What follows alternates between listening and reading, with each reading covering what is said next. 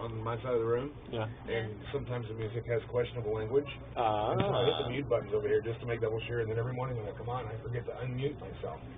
Questionable language, like German. You can't understand it. Exactly. Okay. Exactly. 12 minutes after 8 o'clock, the Admirals Open Golf Tournament. It's a 4-person team scramble with awards for 5 places. Is coming up on September 18th. And if you'd like to be a part of it, it is an annual lot of fun, $939-$29.90.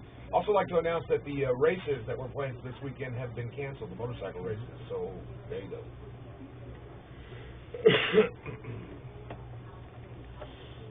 Well, I have a studio full. Yeah. But none of the regulars are here. Well, I mean, the regular every day.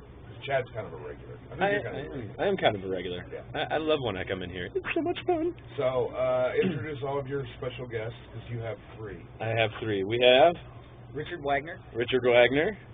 Thomas Cozine. And Lena. And Lena. And Lena. Kind of like Madonna and Cher. And Lena. There you go. All right, so they all hang out Chris together. Theater Troupe, you guys can start selling tickets now because Florida sold out Cabaret for like everything. So I think so. They might have Thursday nights, but I'm not sure. No, yesterday they announced everything. Everything. Yeah, that's so really cool. So you guys are going the next weekend when Cabaret is done, right? Yes, yeah. August 28th and 29th. 27th and 28th. 29th is the different thing. Friday, Friday, Saturday. Yes. Okay, so and what are you guys doing? I actually had 3 phone calls last week. Ooh, I like phone calls. Good stuff. They were literally ringing off the hook. We were doing Escanaba in the Moonlight. And that's important. Yeah. In the Moonlight. In the Moonlight. Yeah, not the. We ain't fancy people in this show here. Hey. We got the in the Moonlight. Well, and it's because it is taking place on the Upper Peninsula of Michigan. Yep, up in that area across the bridge. Just north of Escanaba, Michigan. Escanaba. There's something wrong with a place in Michigan named Escanaba. It sounds like someplace that should be in California. It does. It sounds like a resort town. Yeah. I've never been there, but it sounds lovely. Escanaba in the Moonlight sounds like a Woody Herman song. I don't know where I pulled that out from. I don't either. I was going to reply, but I have nothing. Okay. All right. So again, you guys are working on this play now. Yeah, we've been working on it for a while, and we're at the point where it's acting's a job. Acting is a job, and if you do it right, yeah. Yeah, and we're at the point where we're trying to tighten up some scenes, and we're working really, really hard on it, and it gets to a point where it's something you love to do so much, and you stress out over it because you want it to be the best that it can be, and so along with all the joy, it comes a lot of stress, and it's now, great. All 4 of you, do you go through the same process where it's like, okay, this is cool, we're getting into it and everything, and then you begin to question yourself and the quality of what it is you're doing? Yeah, sometimes, definitely. Constantly. Have you guys passed that point now?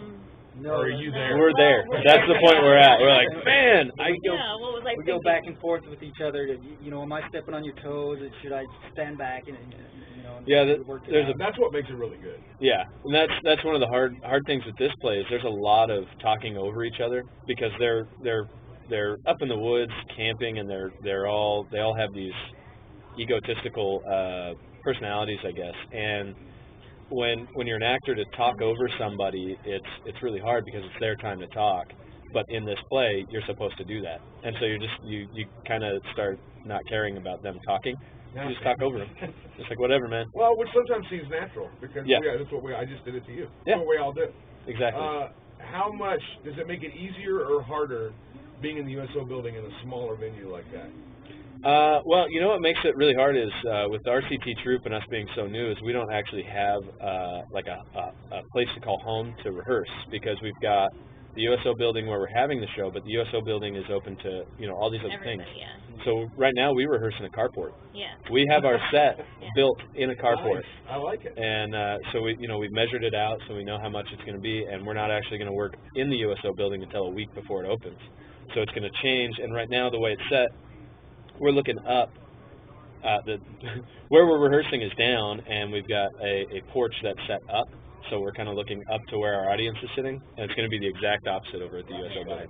So it's going to change a little bit. And that's a great stage over there. It's a great venue for a play, especially a smaller play, except for the wings and where you change and anything else. Now that's a challenge, It gets kind of awkward having to, like when I was part of one of the last short plays festivals, and we're all in costume and we're just passing by everybody, and there's no way to like sort of break the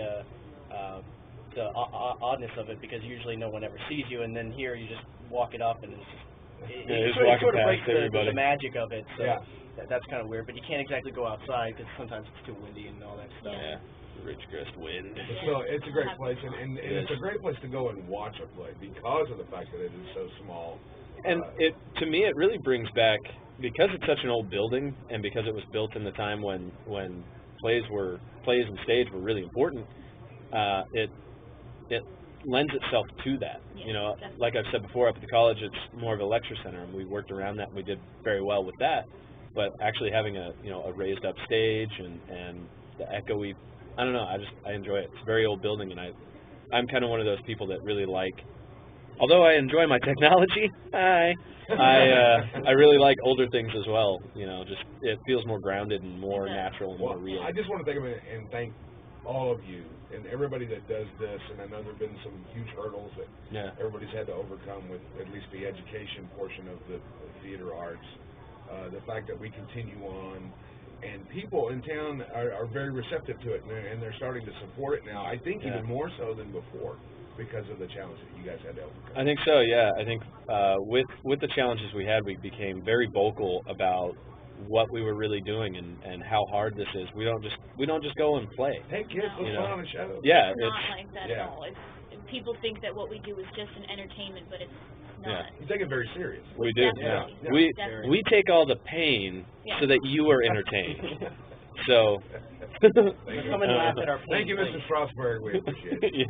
Method Acting 101 with Chad Terry. All right. Well, you guys will be back. We will be back. We're going to be here every Wednesday. The shows are coming up. We've got the show is the 27th and 28th for Escanaba Into Moonlight. And then the very next day, the 29th, we actually have an improv show at Mickey's. And that's going to be a that'll be the first thing. It should be a lot of fun. We've been out of work as far as improv goes, except for, every day of my life. I don't want to be cliche or anything, but I'm sorry, alcohol plus improv equals very funny. Yes. Yeah. So, drink some beers. Drink a lot of them, actually, because depending on how much is sold is our CTT's cut. Yeah. I like it. Yeah. Okay. It's no cover charge, so it's like, just So when will the tickets be available at Red Rock Woods? They should have been available on Monday. For Escanaba, they're available. Okay, good. Yeah. So you can go by there and get that. And everybody that's calling about, not being able to, go see this. Yeah. You can't see. Go see it. Go see it. But you can go see it anyway. Even if you're going to see Cabaret, you should go see this, because these are two great groups. Yeah. And you guys are so dedicated, and you're leaving. I am. I'm leaving. You. Hopefully you'll see me on screen though more. So hopefully that'll work out, and I'll always come back and do radio here because I love it here. You can do some phone-ins. Yeah, definitely. Hey, what's up, guys? I'm calling from the set. This is, yes, I'm so important. Hold on. What's funny is enough stuff as I know that's shot back there. The only thing I can remember that I remember just knowing that it was shot there was Employee of the Month. Oh, yeah. That was a horrible movie. I loved that movie. Employee of the Month was amazing. Although I can't get her ears out of my head. That was just weird. I was like, I would have called it. Nice. I'm not going to get you anymore. Thanks for coming in. Thank you for having us. See you next week. It is 8:21. We'll take a break. Coming up.